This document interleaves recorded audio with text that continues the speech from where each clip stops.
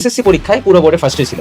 এইচএসসির আগে কিভাবে পড়ছে এবং এইচএসসির পরেও কিভাবে পড়াশোনা করছে এবং এত ভালো একটা মেডিকেল কলেজে চান্স পেয়ে গেছে। ওই ভুলগুলো বারবার দেখা উচিত, যে ওয়ান শট ক্লাস করেই কি শুধু ভালো করা যায় না, অথবা আমাদের অধ্যায় স্কিপ করার যে বিষয়টা। হ্যালো স্টুডেন্টস, আজকে আমাদের সাথে দেখতে পাচ্ছ তোমাদের আসাদ ভাইকে, সাথে হচ্ছে ওর ছোট বোন জারিন তাসনিম তুবা, হচ্ছে 645তম হয়েছে এবং শহীদ সোহরাওয়ার্দী মেডিকেল কলেজে পড়তেছে। ও কিন্তু এসএসসি পরীক্ষায় পুরো বোর্ডে ফার্স্ট হয়েছিল, আবার এইচএসসি পরীক্ষাতেও ট্যালেন্ট বলে বৃত্তি পাইছে। তো তোমরা যারা 26 ব্যাচ আছো, তো তোমাদের তো সামনে পরীক্ষা, তো আমরা একটু শুনবো যে এই সময়ে ও কিভাবে পড়াশোনা করছে, এইচএসসির আগে কিভাবে পড়ছে এবং এইচএসসির পরে ও কিভাবে পড়াশোনা করছে এবং এত ভালো একটা মেডিকেল কলেজে চান্স পেয়ে গেছে। তাহলে তুবা, আমাকে একটু তুমি প্রথমে বলো যে এইচএসসির জন্য ওরা কিভাবে পড়াশোনা করবে। নতুন কিছুর ওপর ফোকাস না করে আমরা ওরা আগে যেই টপিকগুলো পড়ছে, সব সাবজেক্ট তো পড়ছে ওরা, তো সবই প্রায় ওদের কভার্ড আমার মতে। তো যেগুলো এখন কভার্ড নাই সেগুলোর ওপর ফোকাস না করে আমার মনে হয় যে যেগুলো পড়ে আসছে ওরা ওগুলোর ওপর ফোকাস করা উচিত। আর এখন নতুনভাবে কোনো কিছু টাচ করা আমার মনে হয় না এটা ঠিক হবে। আর ওরা যেই টপিকগুলো পড়ছে ওরা যদি চায় এখন নিজেদের মতো করে একটা রুটিন বানায় ফেলতে পারে যে আমার সামনে এই কয়দিন আছে, আমার এই টপিকে একটু ঘাটতি, এই সাবজেক্টে একটু ঘাটতি আছে, তো আমি এই সপ্তাহের এই কয়দিন এটা পড়বো, অথবা এই দিনের এই কয় ঘন্টা আমি এটা পড়বো। তো এই রুটিনটা যে পার্সোনালাইজড রুটিন হয়, এই রুটিনটা কোনো একজন ভাইয়া বানায় দেওয়া থাকলে হবে না আসলে, কারণ সবার ঘাটতি সব জায়গায় সেম হয় না। আর বলবো যে যেই সাবজেক্টগুলো পড়ছে ওরা তো আগে মডেল টেস্ট দিছে, আগে ছোট ছোট পরীক্ষা ছিল, এখন তারপরে মডেল টেস্ট দিছে, আরো অনেক পরীক্ষা তারা দিছে। হ্যাঁ, বা বাসায় তারা অনলাইনে পরীক্ষাগুলো দিচ্ছে। তো যেই পরীক্ষাগুলো দিছে সেগুলোর কোশ্চেন তো তাদের কাছে আছে, যেগুলো ভুল করছে ওগুলো আই থিঙ্ক ওদের নোট করা আছে, অথবা যেই প্ল্যাটফর্মে পরীক্ষা দিছে ওরা দিচ্ছে সেখানেই অলরেডি রেকর্ডেড আছে তাদের ভুলগুলো। তো আমার মনে হয় ওই ভুলগুলো বারবার দেখা উচিত যে আচ্ছা আমার এই টপিকে ভুল হয়েছিল, আমি যাতে বোর্ড পরীক্ষায় এই ভুলটা আর না করি সেইটা যাতে আমি এনশিওর করতে পারি। আর আমার একটা প্রশ্ন আছে, সেটা হচ্ছে যে আমরা তো এখন শুধু দেখি যে পরীক্ষার আগে শুধু ওয়ান শট ক্লাস পোলাপাইন দেখতেছে, পরীক্ষার হলে যে সব কমন পাই যেতেছে, ঠিক আছে।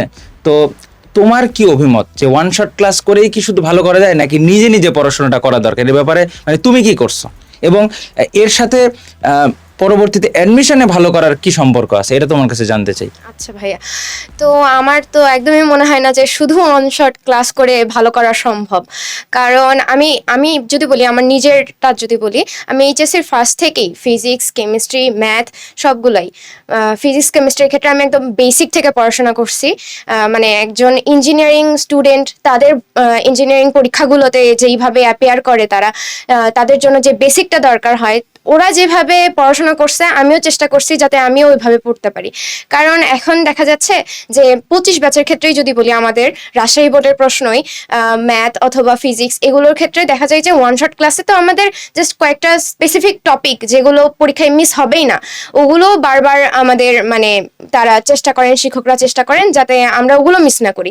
কিন্তু যে ডেপথ থেকে পড়াশোনায় এটা আসলে না থাকলে না, যদি আমাকে প্রশ্ন ঘুরাই দেওয়া হয় তাহলে আমি ওটা আর ক্যাচ করতে পারবো না। তখন পরীক্ষার হলে এত একটা শর্ট টাইমে হঠাৎ করে নতুন প্রশ্ন বা নতুন টাইপের যদি প্রশ্ন আসে বা ম্যাথ আসে বা ফিজিক্স কেমিস্ট্রি যেটাই বলি, যদি ওটা আসে তখন তো আমার মাথা হ্যাং হয়ে যাবে, তখন তো পুরো পরীক্ষাটাই আমার নষ্ট হয়ে যাবে। তো আমি বলবো যে যারা 27 ব্যাচ আছো তারা একদম বেসিক থেকে পড়াশোনাটা করবা। কারণ তুমি নির্দিষ্ট কয়েকটা টপিক পড়লা, বইয়ের এই জায়গা থেকে প্রশ্ন আসে, আমি ওটা শুধু পড়বো আর কোনোটাই পড়বো না, অথবা আমাদের অধ্যায় স্কিপ করার যে বিষয়টা, এটাও অনেক সময় স্টুডেন্টদের মাঝখানে আমি দেখছি। তো এটা একদমই ইগনোর করার চেষ্টা করবা। আর হ্যাঁ, মেডিকেলের ক্ষেত্রে এটা কিভাবে হেল্প করে, আচ্ছা আমাদের তো শর্ট সিলেবাস ছিল, তো ফিজিক্সের ক্ষেত্রেও কি হয়েছিল, ফিজিক্সেও তো শর্ট সিলেবাস, তো ফিজিক্সে আমরা একাডেমিকে চেষ্টা করতাম বেসিক থেকে পড়াশোনা করার, যাতে ফিজিক্সের সব ম্যাথ আমরা ভালোভাবে পারি, নিজে পারি, কোনো স্যার শিখাই দিছে এমনটা না, নিজে যাতে পারি। তো মেডিকেলের ক্ষেত্রে তো ওই ম্যাথ করার ওইভাবে বিষয়টা নাই, বাট আমি চেষ্টা করছি যে মেডিকেলের জন্য যে ফিজিক্সটা পড়া সেটাও যাতে আমি বেসিক থেকে বুঝি, যাতে হ্যাঁ টেক্সট বুকটা অবশ্যই ভালো করে পড়তে হবে। আমি টেক্সট বুকের প্রত্যেকটা লাইনই আমি বলতে গেলে মেডিকেলের যে 3 মাস সময় ছিল আমি ফিজিক্সটা অনেক ভালো করে পড়ছিলাম, মানে বেসিকটা জেনেই আমি পড়ছি, যাতে আমার পরবর্তীতে কোনো অসুবিধা না হয়। কারণ মুখস্থ টপিকটা এমন যে আমি মুখস্থ করলাম, যদি আমি না বুঝে মুখস্থ করি তাহলে সেটা আমার বেশি দিন মাথায় থাকবে না, কিন্তু আমি যদি সেটা বুঝে মুখস্থ করি তাহলে সেটা অনেক দিন মাথায় থাকবে এবং সেটা আমি বুঝাইতেও পারবো। আমি এমনভাবে পড়তাম যাতে আমি কাউকে বুঝাইতে পারি। তো আমি যদি কাউকে বুঝাইতে পারি তার মানে আমি ওই বিষয়টা অনেক ভালোভাবে বুঝছি। তো এইভাবে আমি পড়াশোনাটা করতাম আসলে। আচ্ছা, এবং আরেকটা জিনিস স্টুডেন্টরা বলে যে ওরা হচ্ছে ক খ পারে না, তো গ ঘ পারে, ক খ পারে না। এর কারণ কি? ওরা হচ্ছে বই পড়ে না, তাই না? তোমার কি মনে হয় যে যে তুমি যে বই পড়ছো, তোমার কি কখনো এরকম হচ্ছে তুমি এই যে গ ঘ পারতেছো, ক খ পারো না, এরকম কখনো হয়েছে? না, আমার কখনো এরকম হয় নাই, বাট আমার ক্লাসমেটদের আমি অনেককেই দেখছি যে তারা গ ঘ অনেক ভালো পারে কিন্তু ক খ পারতেছে না।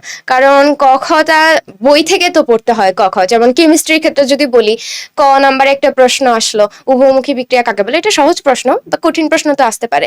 তো এটা কাকে বলে, তারা অনেক সময় এটা পারে না, কারণ তারা শুধু বেসিকটা জানে কিন্তু ওই কথাটা যে সাজায় গুছায় লিখতে হবে ক খ, ক বা খতে, খতে তো একটু বর্ণনামূলক, ওটা একটু বেসিক থেকে লিখতে হয়, বাট কতে বেসিকের তুলনায় একটু সাজায় গুছায় লেখাটা ম্যাটার করে।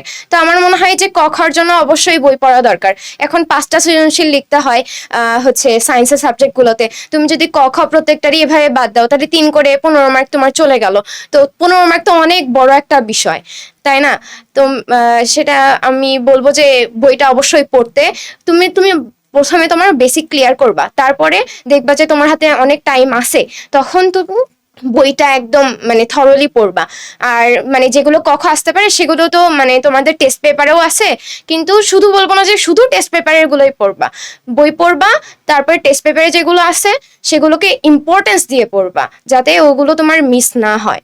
এটা আচ্ছা, খুবই সুন্দর বলছে। এখন হচ্ছে আসাদের কাছে একটা প্রশ্ন, যে আসাদ তো আমাদের আরটিডিএস এ ক্লাস নেয় তোমরা জানো, এবং আসাদের কাছে প্রশ্ন হচ্ছে, তুই তোর বোনকে যেভাবে পড়তে বলছিস, তুই কি আমাদের স্টুডেন্টদেরকেও ঠিক সেভাবেই পড়তে বলিস কিনা, নাকি অন্যরকম ভাবে বলিস?